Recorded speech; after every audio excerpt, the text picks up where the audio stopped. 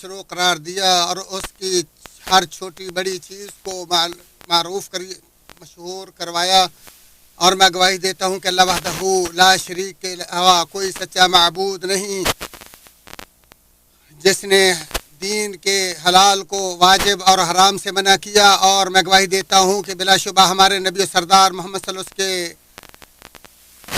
ہم جو اللہ کے بندے اور رسول ہیں، اللہ تعالیٰ آپ اور آپ کی تمام آل و اصحاب پر ایسے صلاۃ و سلام نازل فرمائے جو ہمیشہ اور در پہ باقی رہیں۔ حمد و ثنا کے بعد اے ایماندارو، اللہ تعالیٰ سے کما حق کو ڈرو اور دیکھو مرتے دم تک مسلمان ہی رہنا۔ اے مسلمانوں، ہدایت و گمراہی کو پہچانو، حق و باطل کو پرکھو، دنیا کے عارضی سوز و سامان اور اس کی خوبصورتی میں مگن ہونے سے اخروی زندگی کی تیاری کو فراموش نہ کرو، اور اللہ تعالیٰ کے بارے میں دھوکے کا شکار ہونے والوں کی طرح نہ بنو جنہوں نے حرام کردہ امور کو معمولی اور حقیر سمجھتے ہوئے برائیاں کی، حرام کا ارتکاب کیا، اللہ کے اوامر و نواہی کو ٹھکرا دیا، نیکیاں کرنا چھوڑ دیں، اللہ کی وسعت رحمت اور کثرت نعمت سے دھوکہ کھانے کی بنا پر اللہ تعالیٰ کی معافی سے بے جا امید لگانے اور اس کی بخشش و کرم نوازی پر بھروسہ کرنے سے گناہوں میں مسلسل ڈوبے رہے، اور جب انہیں گناہوں پر ڈانٹا اور ٹوکا جائے یا نصیحت کی جائے تو وہ بخشش و رحمت کے دلال کے پیچھے پڑ جاتے، ان پر بھروسہ کرتے، انہیں بار بار دہراتے اور گنتے رہتے ہیں، اعلانیہ برائیوں کے باوجود بخشش کی امید لگاتے، توبہ کرنے سے ٹال مٹول، واعظ و نصیحت سے نفرت، گناہوں پر اصرار کرتے اور پہلے گناہوں سے توبہ کے بجائے ویسے ہی گناہوں کو دہراتے رہتے ہیں، حتیٰ کہ ان میں سے کسی نے تو یہاں تک کہہ دیا تب تو خوب گناہ کرو جب تمہاری پیشی مہربان و کریم کے حضور ہو۔ اور یہی مغرور دھوکہ کھانے والوں کی عادت، گناہوں پر مصر ضدی لوگوں کا رویہ اور عذاب الہی کی دھمکی سے لاپرواہ ان لوگوں کی روش ہے جن کے لیے کذاب، مکار، دھوکے باز شیطان نے برائیاں کمانا، غفلت میں ڈوبنا، معصیت کا ارتکاب کرنا اور خاص پرستی کرنا سجایا اور مزین کر رکھا ہے، اور ان کو گمراہیوں میں غرق،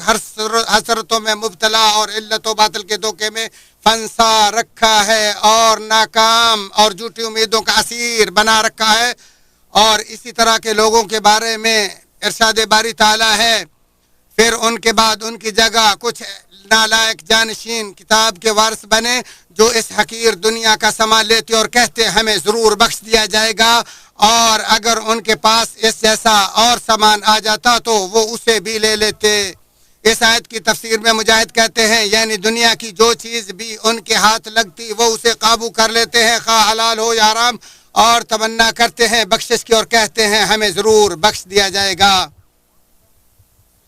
اور قرطبی کہتے ہیں اللہ تعالیٰ نے گناہوں پر ڈٹے رہنے کے باوجود ان کے ہمیں ضرور بخش دیا جائے گا کہنے سے دھوکہ کھانے کی بنا پر ان کی مذمت کی ہے، اور در حقیقت ہمیں ضرور بخش دیا جائے گا تو وہ کہتا ہے جو گناہوں پر نادم ہو کر انہیں چھوڑ چکا ہو۔ اور یاد رہے کہ جس عادت کی بنا پر اللہ تعالیٰ نے ان کی مذمت کی ہے وہ عادت تو ہم سب میں موجود ہے، جیسا کہ معاذ بن جبل رضی اللہ تعالیٰ عنہ فرماتے ہیں لوگوں کے سینوں میں قرآن اسی طرح بوسیدہ ہو جائے گا جس طرح کپڑا پرانا ہو کر ریزہ ریزہ ہو جاتا ہے، اور وہ قرآن تو پڑھیں گے مگر بغیر کسی لذت و چاہت کے، ان کے لباس بھیڑ کی خال کے اور دل بھیڑیا کے ہوں گے، ان کے اعمال ہر قسم کے خوف سے خالی اور لالچ سے بھرپور ہوں گے، کوتاہی کریں تو کہتے ہیں عنقریب ہمیں اس سے پورا کر لیں گے، اور اگر برائیاں کریں تو کہتے ہیں ہمیں ضرور بخش دیا جائے گا، کیونکہ ہم تو اللہ کے ساتھ کسی چیز کو شریک نہیں کرتے۔ آپ صلی اللہ علیہ وآلہ وسلم نے فرمایا اس ذات کی قسم جس کے ہاتھ میں میری جان ہے اگر تم گناہ نہ کرتے تو اللہ تعالیٰ تمہیں مٹا کر ایسے لوگ لاتا جو گناہ کرتے اور پھر اللہ تعالیٰ سے معافی مانگتے اور ان کے گناہ بخش دیے جاتے۔ آپ صلی اللہ علیہ وسلم کے اس فرمان کے بارے میں طور بشتی کہتے ہیں یہ حدیث گناہوں میں مست ان لوگوں کی حوصلہ افزائی کے طور پر نہیں جو ان گناہوں کو اپنے لیے معمولی سمجھتے ہوئے اللہ کے بارے میں دھوکہ کا شکار ہونے والوں کے خیال کی بنا پر ان گناہوں میں واقع ہونے کی قلت پرواہ کا شکار ہو جاتے، حالانکہ تمام انبیاء علیہ السلام کو صرف اس لیے مبعوث کیا گیا کہ وہ گناہوں وہ لوگوں کو گناہوں میں پڑنے اور اس سلسلے میں اپنے نفسوں کو ڈھیلا چھوڑنے سے روکے، بلکہ نبی صلی اللہ علیہ وسلم کے یہ فرمان تو گناہ گاروں کے متعلق اللہ کے درگزر اور ان سے شاندار تجاوز کی نشاندہی کے طور پر وارد ہوا ہے، تاکہ توبہ و استغفار میں ان کا شوق و رغبت مزید دوبالا ہو جائے۔ اور حدیث کا مطلب یہ ہے کہ بلا شبہ اللہ تعالیٰ جس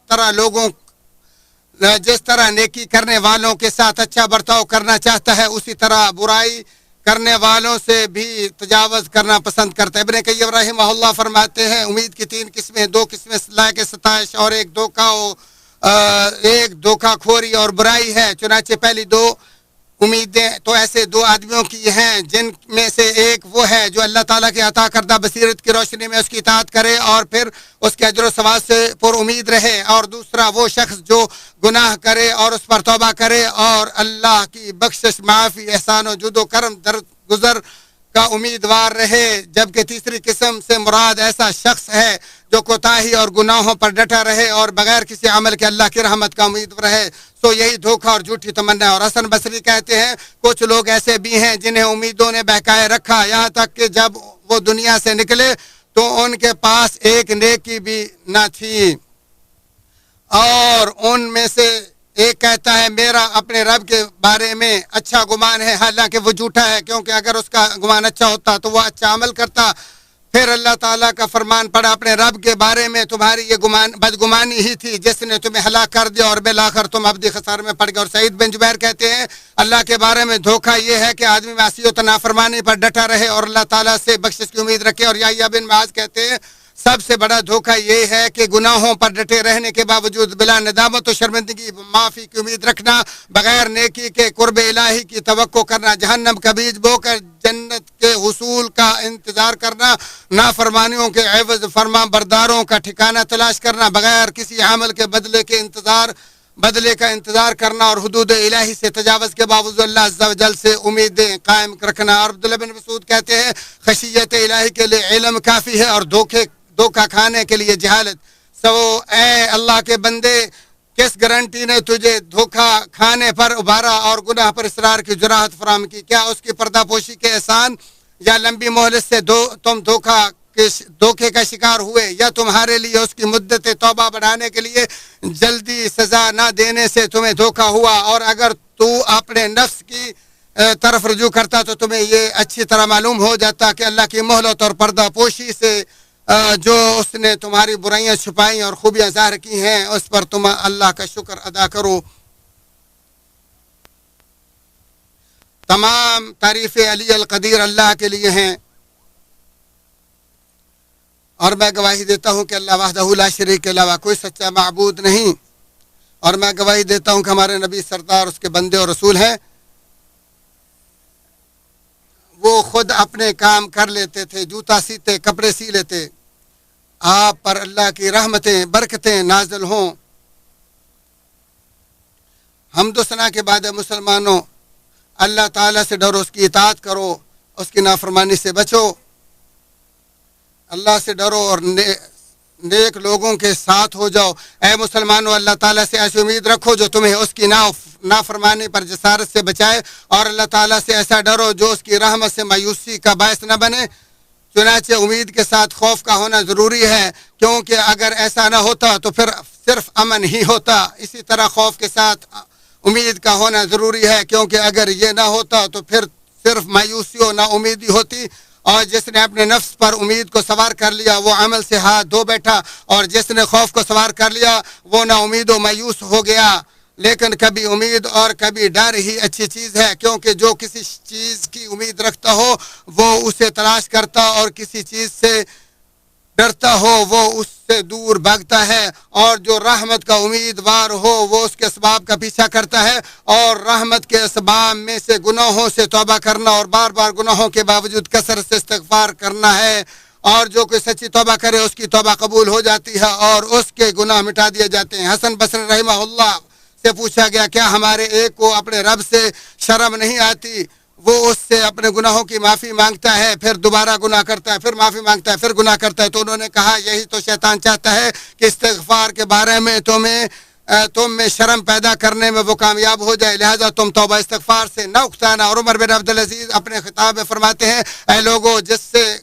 کوئی گناہ ہو جائے وہ اللہ تعالیٰ سے معافی مانگے اور توبہ کرے، اگر دوبارہ ہو جائے تو پھر معافی مانگے، اور اگر پھر گناہ ہو جائے تو پھر معافی مانگے، کیونکہ یہ گناہ لوگوں کے گلوں کا طوق بن چکے ہیں اور اس وقت پوری طرح ہلاکت و بربادی ہو جاتی ہے جب ان گناہوں پر اصرار کیا جائے۔ لہذا ان گناہوں کی نحوست سے باہر نکلو، شیطان کے جال سے جان چھڑاؤ، دھوکہ کھانے سے بچو اور سچے دل سے توبہ استغفار کرو۔ ہادیوں تمام کائنات کے شافع احمد صلی اللہ علیہ وسلم پر درود بھیجو، بس جس نے آپ صلی اللہ علیہ وسلم پر ایک بار درود بھیجا اللہ تعالیٰ اس پر اس کے بس 10 رحمت نازل فرمائے گا۔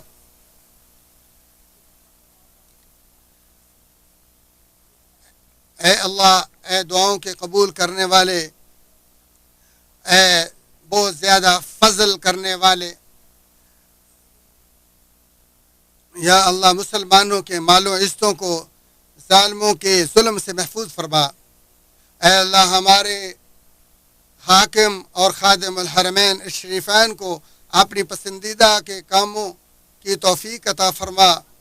اور اس کے ولی عہد کو بھی اپنی پسندیدہ اور نفع کے کاموں کی توفیق عطا فرما۔ اے اللہ سعودی عرب کی امن و امان کی حفاظت فرما،